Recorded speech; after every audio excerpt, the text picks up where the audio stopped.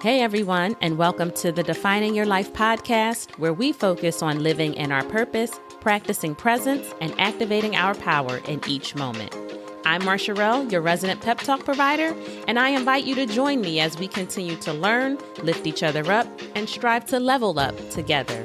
Because we are never finished defining our lives, and it takes a village, so let's build one. Stay tuned for the episode.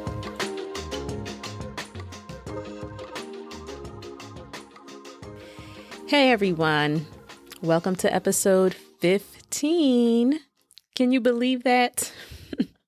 That number may sound small to you, but it's definitely big to me. And if you haven't noticed, I'm celebrating all wins, big and small. That's just the type of energy that I'm on. And you should do the same. I'm encouraging you to do the same. But for 14 weeks straight, I have shown up, been consistent, and shared with you all, even when life may have tried to get in the way or an excuse may have tried to creep up in my mind. I've been here with you all for almost 4 months straight. That's kind of crazy to me. If you might remember early on when I talked about how I struggle with consistency. So the fact that I have continued to show up here has shown me otherwise, and I'm just so excited about that. I'm grateful, and it feels good to show and prove that I am capable of something other than what I have convinced myself to believe about how I show up and follow through. I hope that you all feel inspired as you join me each week. I won't stop saying it. Thank you for being on this journey with me. Anyway, I hope that you had a productive week of follow through and simply basking in the fact that you have the privilege and the freedom to work toward the things that matter most to you. I pray that you will continue pushing forward and investing in yourself by way of follow through. It's so rewarding.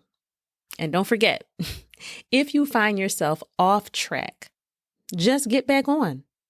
No matter the day, the week, or the hour, don't complicate it. Keep pushing. Because either way, life is going to go on. So why not spend that time working towards something that feeds you? Now, today I want to change up pace just a bit. We spend so much time on internal reflection, but I figure we should spend some time chatting about how our external environment affects our mindset as well. Sometimes the clarity that we are searching for doesn't come from clearing out the internal alone, but also taking the time to focus on the external. How do our homes, our personal spaces in general, your office, your car, wherever, how do these spaces affect how we feel? Have we created spaces that leave space for us? What breathes life into you in your spaces? I'll tell you what breathes life into me. You can probably guess what it is. It's plants, okay? And my husband often teases me about how I got on the pandemic plant train along with everyone else. But plants started to mean something to me some years ago. That plant love came from my grandma Rose. And while she probably wouldn't have identified it as such, she was by all accounts a minimalist. But what she always had were plants. Open and airy and spick and span. Nothing was ever, and I do mean never ever, out of place at Rose's house. I'd go to her house and there wouldn't even be garbage in the can. And I'm like, how is this even possible? Well, my grandmother didn't hold on to a lot of things, and everything that she owned had a place. And so now when I look back, I realize there weren't really a lot of distractions in her spaces. I'd go in and I would be able to focus. If there was a picture on display, I was able to concentrate on who was in the picture, when it was taken, the story behind it, all the little details, instead of being overwhelmed by how many pictures there were and never appreciating the value of a story in a single image. And while there weren't many tchotchkes on display, there were the plants that breathed life into her space, making the house a home. Now, I'm no minimalist either, not even by a long shot, but what I have come to realize and am currently working through is the importance of curating a space that leaves space to breathe, while also being filled with life and, in the words of Marie Kondo, sparks joy. Our homes are multifunctional. They're for rest, dining, relaxation, work of some nature, bathing, basically every facet of life.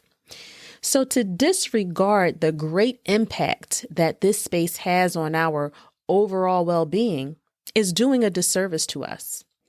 An article on medium.com quotes Lindsay T. Graham, PhD, as saying, "Our homes can be incredibly important tools for shaping our daily experiences." I 100% agree. You want clarity of mind or a boost in productivity? Assess your living space. Your home is where you begin and end your day. Shouldn't we do what we can to create a space that makes us feel good about how we get started and how we finish? Sometimes we can get caught up in treating the things that we do not have access to as more luxurious or special than what we do have. Is it because those things aren't accessible?